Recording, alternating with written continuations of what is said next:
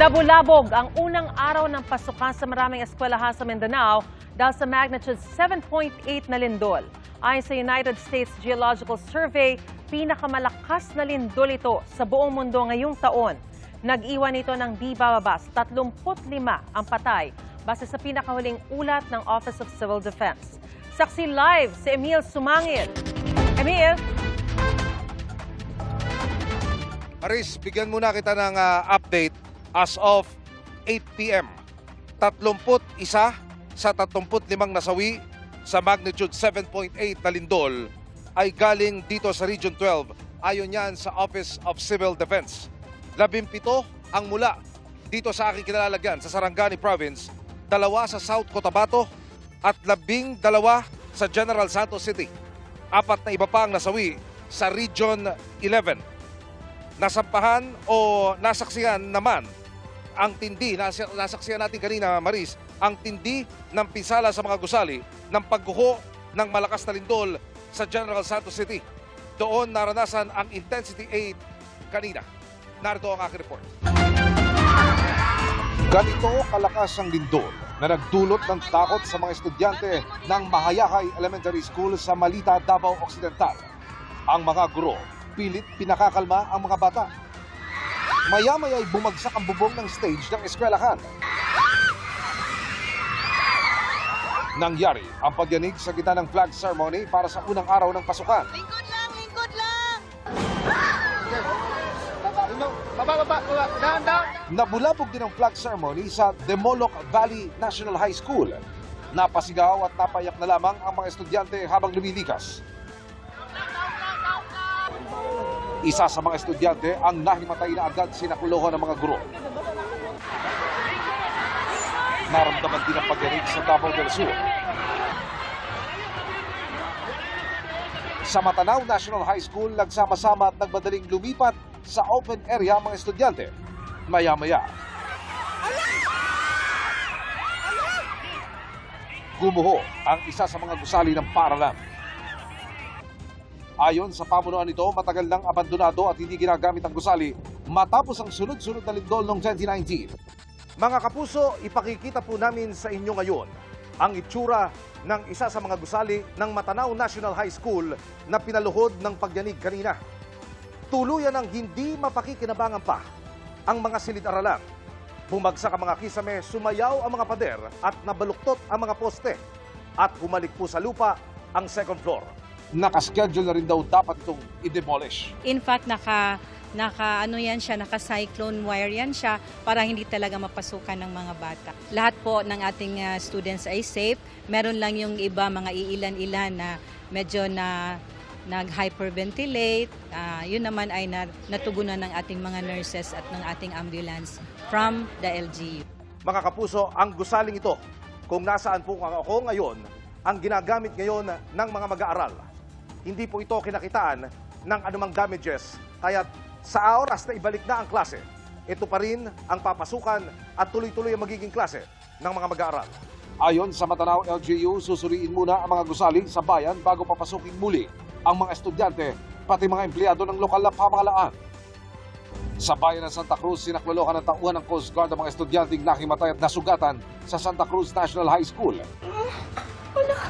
Nagpagewang-gewang din ang chandelier na ito sa loob ng isang condo unit na nasa 8th floor. Ang mga gamit nagkalat. Pasado alas 7 ng umaga kanina nang yumanig ang magnitude 7.8 na lindol na itala ang epicenter nito sa dagat 32 kilometers timog kanluran ng Maasim, Sarangani.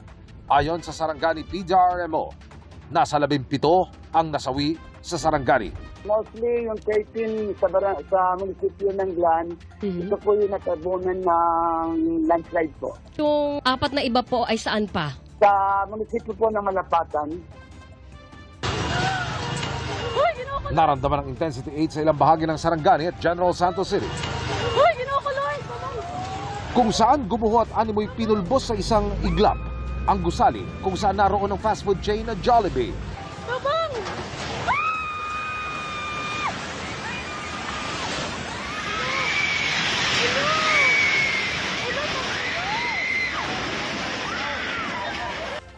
Customer! Tao!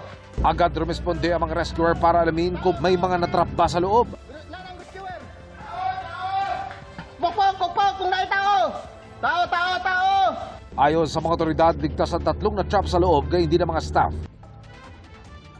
Matapos ang pagyanig, bumungad ang wasak na mga pader at kisame ng gusali, sira-sira rin ang mga gamit. Ayon sa Jollibee, nakikiisa sila sa mga apektado ng lindol. Ligtas daw ang lahat ng kanilang crew sa General Santos Branch. Wala rin daw naiulat sa kanilang nasaktan sa alinmang branch na apektado ng lindol. Patuloy raw silang nagbabantay sa sitwasyon at prioridad daw nila ang kaligtasan ng mga customer at kanilang crew. Nabalot din ang alikabok ang labas ng SM City General Santos nang gumuho at tila matuklap ang dingding nito. Kita kung gaano kalawak ang pinsalang iniwan ng guho. Maging ang bahagi ng KCC Mall of Gensan gumuho rin.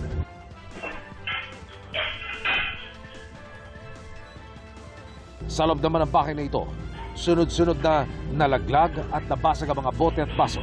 Animoy, hinahampas din ang mga gamit sa loob ng dinuyan ng lindol. Maging ang City Hall sa Gensan hindi nakaligtas. Naiwang bitak-bitak ang bahagi ng bubong nito.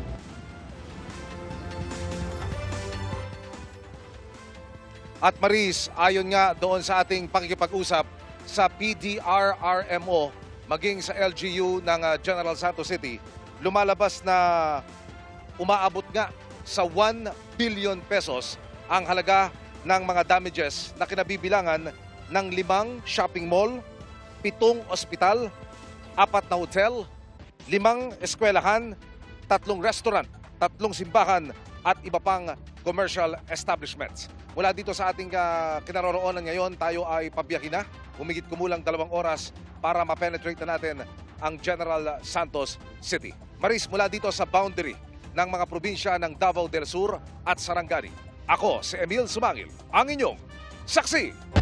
Wala pa ring kuryente sa malaking bahagi ng General Santos City kasunod ng magnitude 7.8 na lindol. Saksi live si Maki Pulido. Maki.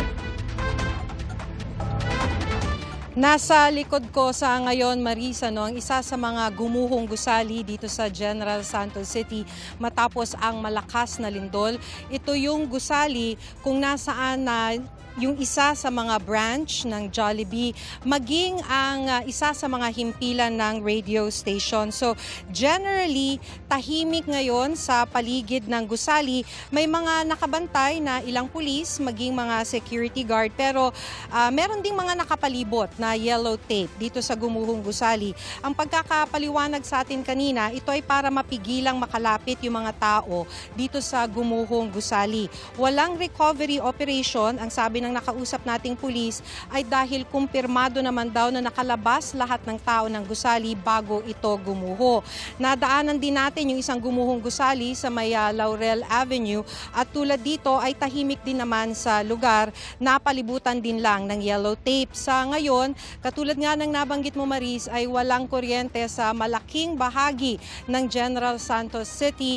Ang may mga establishments na may kuryente pero ito ay dahil meron silang sariling generator sets. So sila lamang yung may ilaw. So far ay tahimik ang mga kalsada.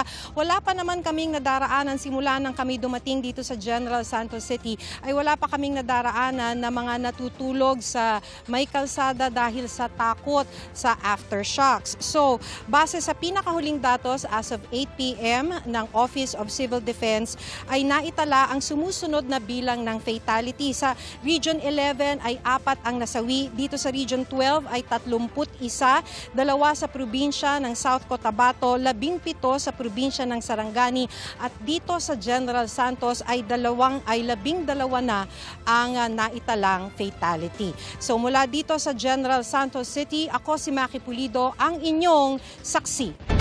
Sa tindi ng pinsalang tinaman ng General Santos City, idineklara na ang state of calamity sa lungsod. Saksi si Efren Mamak ng GMA Regional TV.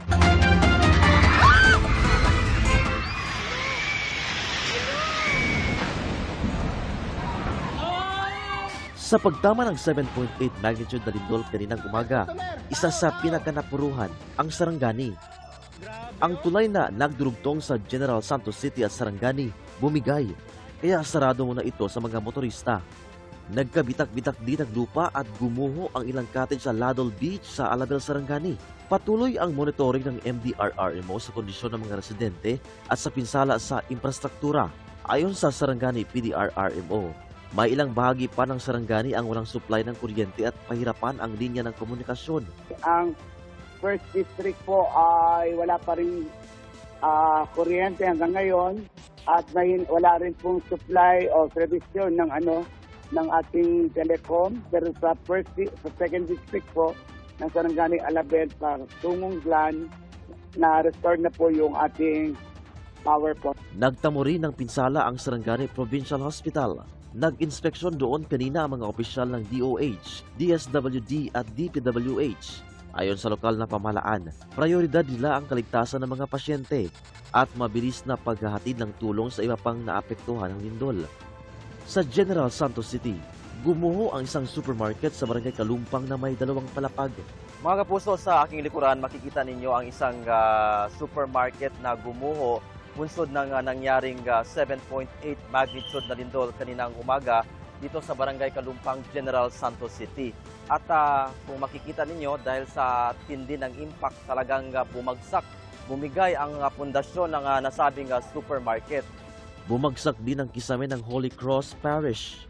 Ayon sa uploader ng video na si Sinwa Malbakias, kakabalik lang ng supply ng kuryente nitong gabi matapos ang lindol kaninang umaga.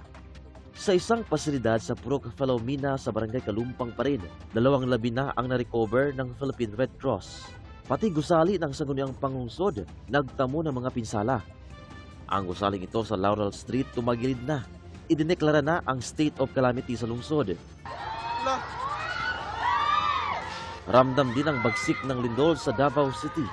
Sa Santa Ana Central Elementary School, may mga naiyak na sa sobrang takot. Habang tila dinuduyan pa ang paligid, nag-alay sila ng dasal.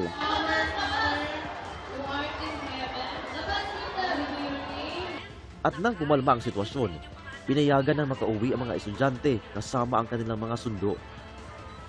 Dahil sa pagyanig, hinimatay at nahilo ang ilang estudyante sa Davao City National High School.